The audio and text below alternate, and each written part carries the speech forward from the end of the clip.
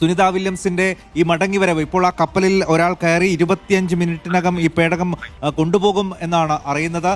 നാസയുടെ തന്നെ ആശുപത്രിയിലേക്കായിരിക്കും ഈ സഞ്ചാരികളെ മാറ്റുക, സുനിത വില്യംസ് അടക്കമുള്ള ആളുകളെ മാറ്റുക. എങ്ങനെയാണോ നിമിഷങ്ങൾ എണ്ണിയുള്ള കാത്തിരിപ്പ്, അണുകിട വ്യത്യാസമില്ലാതെ എങ്ങനെയാണോ നാസ പ്ലാൻ ചെയ്തത് ആ രീതിയിൽ തന്നെ വളരെ കൃത്യമായി അത് പൂർത്തീകരിക്കാൻ നാസയ്ക്ക് കഴിഞ്ഞു. ഇപ്പോൾ കപ്പലിലെത്തിയിട്ടുള്ള സൈനികർ ആ പേടകത്തിനകത്തേക്ക് കയറി അവിടെയുള്ള ആളുകളെ, സുനിത വില്യംസ് അടക്കമുള്ള ആളുകളെ അങ്ങോട്ടേക്ക് മാറ്റിക്കാൻ എല്ലാ തരത്തിലുമുള്ള സജ്ജീകരണങ്ങൾ അവിടെ ഉണ്ടായിരുന്നു. ഫ്ലോറിഡയിലെ തലഹാസ് കടലിടുക്കിലാണ് ഈ പേടകം വന്ന് പതിച്ചത്.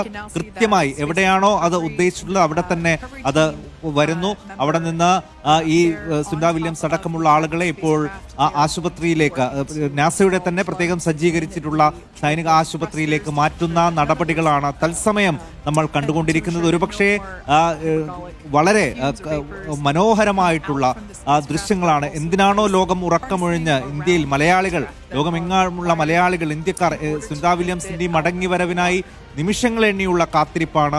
ആ സന്തോഷ പുലരിയാണ് ഇപ്പോൾ നമുക്ക് മുന്നിൽ തത്സമയം നമ്മൾ കണ്ടുകൊണ്ടിരിക്കുന്നത്. വിനീത, എല്ലാം വിജയകരമായി പൂർത്തീകരിക്കും. വളരെ വേഗത്തിൽ തന്നെ ഈ കപ്പലിൽ ഈ യാത്രികരെ, ബഹിരാകാശ യാത്രികരെ ഇവിടെ നിന്ന് കൊണ്ടുപോകും.